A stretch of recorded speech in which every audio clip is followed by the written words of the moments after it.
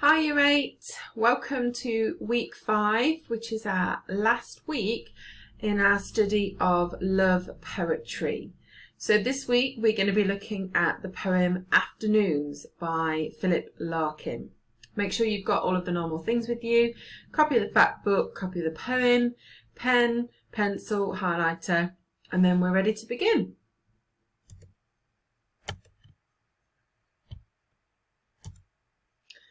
So we are going to begin with our usual knowledge check, just a quick starter activity to remember some key terms that we've been learning over the last 5 weeks. So this week we have enjambment, stanza, sibilance and imagery. Most of those we've looked at before, so this should just be a bit of revision. What I'd like you to do is write those 4 key terms down on a piece of paper. Pause the video here, give yourself, say, 5 minutes to write a definition. You could also, if you want to have a go, write an example as well. Pause the video here and have a go at that task. Okay, so let's go through your answers. The first one, enjambment. This is where you have the continuation of a sentence without a pause beyond the end of a line or a couplet or a stanza in poetry. So basically, if it doesn't have any punctuation at the end of the line, you continue on to the next. It creates more of a flow in the poem. There's an example here that I've just put. I'm feeling rather sleepy, but I really don't know why. So you can see how that's continued on to the next line. A stanza is the paragraphs or structure of a poem. It's fairly simple, that one.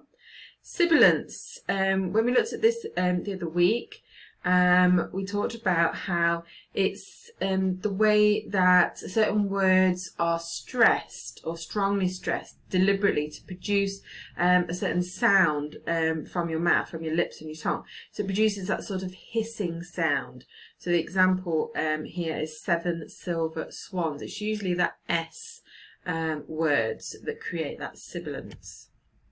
And imagery, we've not necessarily talked about this before, but it's often a term that we use a lot in English, and sometimes I find that students say, what is imagery? So it's when words are used to create an image in the reader's mind. You might say where words are used to paint a picture, if you like. So this sometimes comes under the form of a simile or a metaphor, or simply from the description that is used. So when we talk about imagery, that's what we mean. So hopefully you had a good go at those. You can mark them if you wish. If there's any that you're unsure of or need to make a few more notes on, obviously pause the video to do that now. So moving on to this week's poem then, so Afternoons. Take a few moments now to read the poem to yourself. If you found it a bit tricky, I have put a link to an audio version of the poem.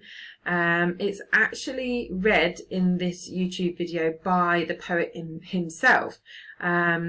So that gives you perhaps a bit of an insight into the style that it should be read in. The link to the poem should be in the comments under this video. So you can click that now and go and read or listen to the poem. Okay, so let's just have a little think about the actual context of the poem. So it was written in the 1960s, and at this time, when we think about gender roles, so the roles of men and women, they were certainly more defined than they are today.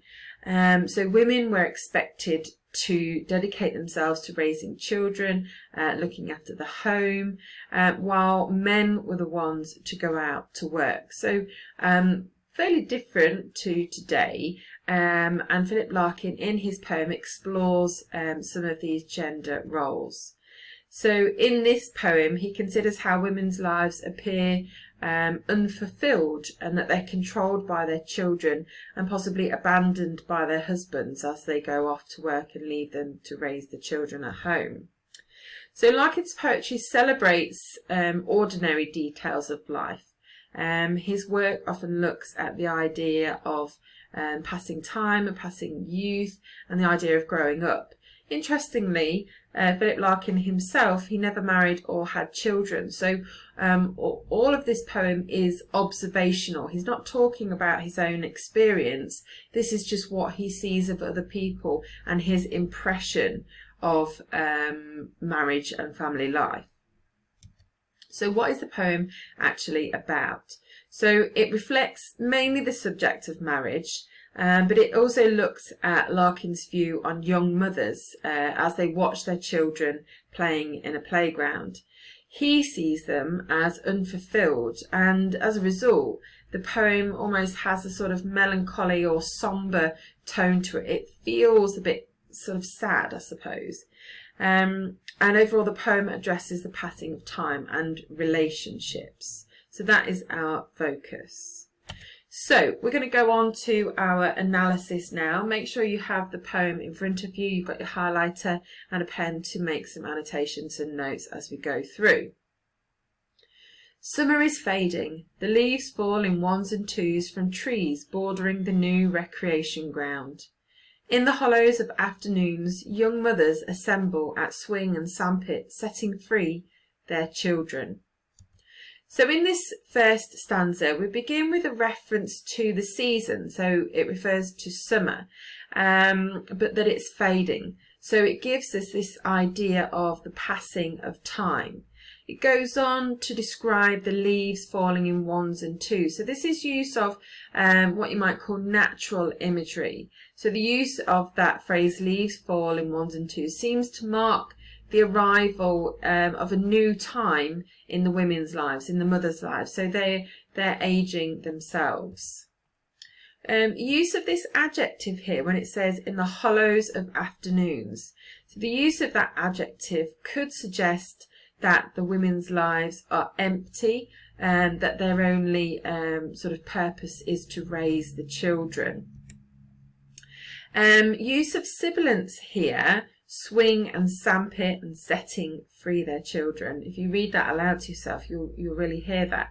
This suggests maybe the repetition in the women's lives, that this visiting the park and the swing and the sandpit is a frequent occurrence, that actually their lives are quite repetitive, and the sibilance enforces that.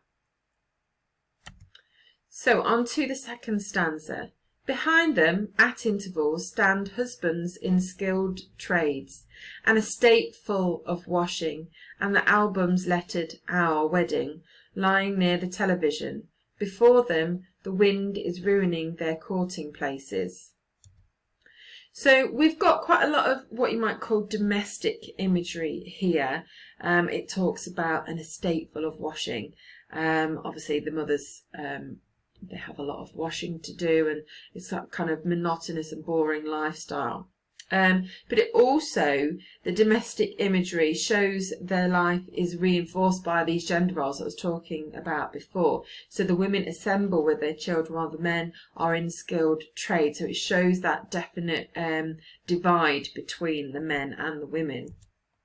So again, we've got another reference to passing of time here, refers to their wedding album just sort of lying on the floor. That part of their life has passed and they're now on to raising the children. It's a shift in what is important in their lives.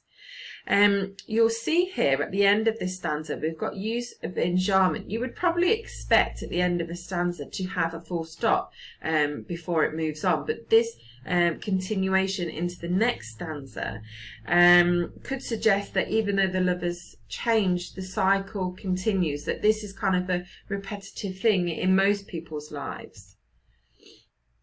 That are still courting places, but the lovers are all in school, and their children, so intent on finding more unripe acorns, expect to be taken home. Their beauty has thickened. Something is pushing them to the sides of their own lives.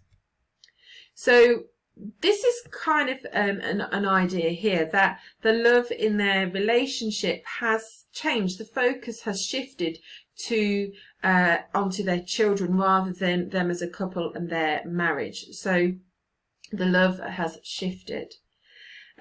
We've got here where it says their children so intent on finding more unripe acorns expect to be taken home. So we've got the innocence of the children in their joy in finding these acorns, and it's contrasted with the strains of family life, their expectation to be taken home. They're reliant on their mothers.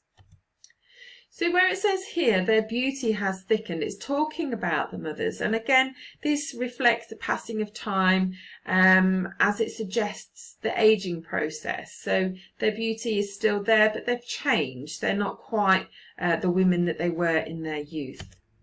And finally, overall, where it says something is pushing them to the side of their own lives. Their lives have obviously changed, and the mothers are now different. Them as people have almost been pushed aside to make way for raising their children. Okay, so that is the end of our sort of formal analysis. If you need to pause the video here or sort of go back and pause it to make any more notes, make sure you've got all of that analysis down. Finally then, I just want us to look at the form and structure of this poem.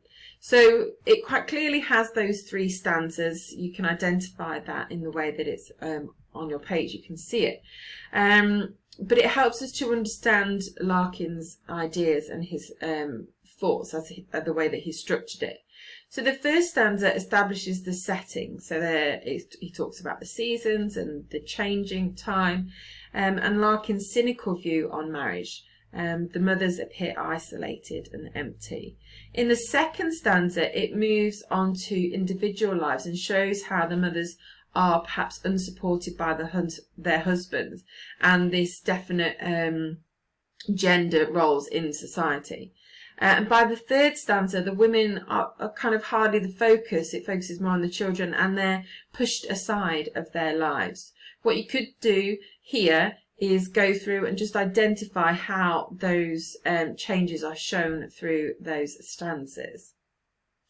Okay, so that is it for our analysis and our lesson on Afternoons by Philip Larkin, and this is actually your final lesson of the 5 weeks in our study of love poetry. Okay, hope you've all enjoyed it. I hope you've all got something out of it. You've got lots of notes and you've managed to learn some of those. Take care, hope you all stay safe, and really hope to see you all soon. Bye everybody.